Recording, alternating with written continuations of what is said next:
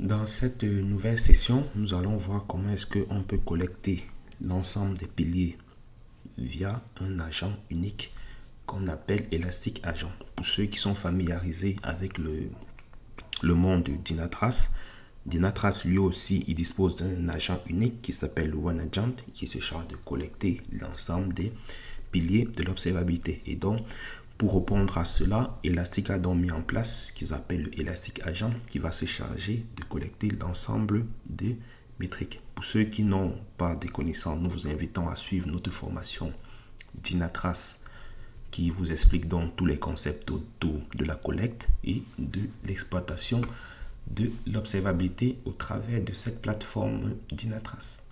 Donc, comme pour les bits, donc on va dans nos intégrations. Précédemment, on avait pris les bits et donc cette fois-ci, on va donc prendre plutôt l'Elastic Agent.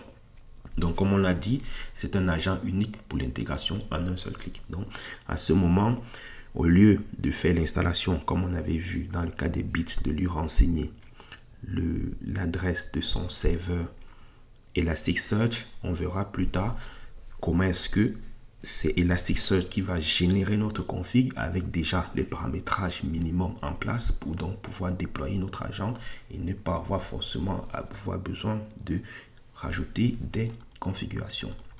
Donc, bien évidemment, je vous invite à suivre la documentation pour en savoir plus.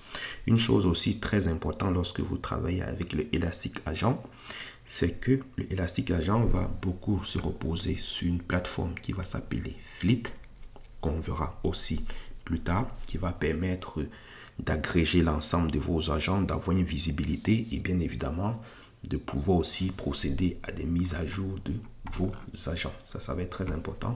Aujourd'hui, quand vous installez des agents Bit, si vous souhaitez faire une mise à jour, vous êtes obligé de procéder à une mise à jour. Soit vous réinstallez une nouvelle version, mais bien évidemment, en entreprise, on vous recommande d'être sous des outils de configuration as code, donc plutôt les porter par du Ansible, du SourceStack. Et donc, dans vos configs, vous dites que désormais, vous passez à la version 8. Et donc, c'est ces outils qui se chargent de déployer. Lorsque vous êtes dans un environnement de type Elastic Agent, l'approche est un peu différente parce que cette fois-ci, on préfère laisser la gestion des mises à jour plutôt à notre console élastique via Fleet. Et donc, comme toute solution, si vous souhaitez l'installer, vous avez à télécharger l'agent. De la même manière qu'on l'a vu avec les bits, il vous faut choisir votre plateforme. Mais comme je l'ai dit précédemment, faites attention. Quand on installe les bits, moi je vous ai recommandé d'être plutôt sur du gestionnaire de package, c'était du RPM ou du DEP. Mais lorsque vous êtes sur des Elastic Agent, il est plutôt recommandé d'être sur une installation de type tar ou zip.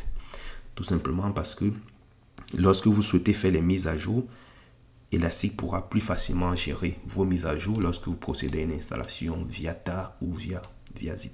Donc, lorsque vous êtes dans le cas Elastic Agent, privilégiez donc plutôt ce mode d'installation pour pouvoir piloter vos mises à jour à distance depuis votre console. Bien évidemment, lorsqu'on va parler installation, il faudra donc fournir un certain nombre de paramétrages. Et donc, pour ce qui est de l'installation de l'Elastic Agent, on ne va pas le faire via